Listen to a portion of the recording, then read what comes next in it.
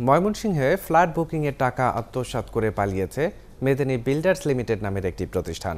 ফ্ল্যাটের জমি বন্ধক রেখে ব্যাংক থেকে ঋণ নিয়েছে প্রতিষ্ঠানটি।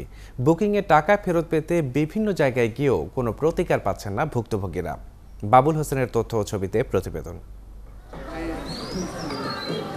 নিজের একটি বাড়ি কেনার স্বপ্ন নিয়ে জীবনের সমস্ত সঞ্চয়ের টাকা বুকিং মানি হিসেবে জমা দিয়েছিলেন মোমিনশাহী ক্যান্টনমেন্ট পাবলিক স্কুল অ্যান্ড কলেজের শিক্ষক কুমকুম সরকার। 2009 সাল পর্যন্ত ধার দেনা করে শোধ করেছিলেন 22টি কিস্তির টাকা, কিন্তু মিথ্যা অভিযোগে বাতিল হয় ফ্ল্যাট হস্তান্তর। 23 নম্বর কিস্তির সময় আমার মা অসুস্থ হয়ে পড়লে হাসপাতালে থাকায় কিস্তি দিতে পারি নাই, নভেম্বর ডিসেম্বর কিস্তি দিতে পারি নাই। আর তারাও ফ্ল্যাট বুঝায় দেওয়ার জন্য আমাদেরকে কোনো যোগাযোগ করেন নাই, টাকাও চান নাই। কিন্তু জানুয়ারি মাসে তারা একটা চিঠি ইস্যু করলেন যে আমার এটা 3 মাসের কিস্তি দিতে পারিনি, আমার ফ্ল্যাট এটা বরাদ্দ বাতিল করেছেন তারা। একই ধরনের প্রতারণার শিকার আরেক স্কুল শিক্ষক শিরিন আক্তার। ফেরত পাননি বুকিং এর টাকাও।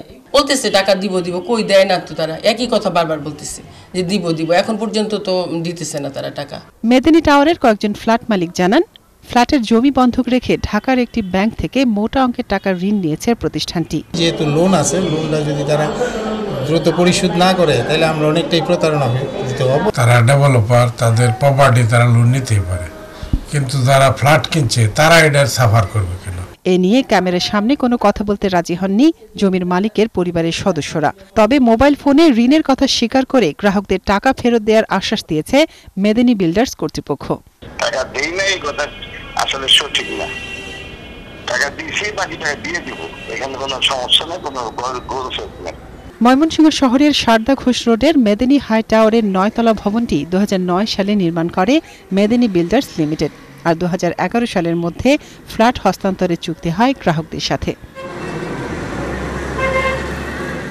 মনিরা কাজরি, 71।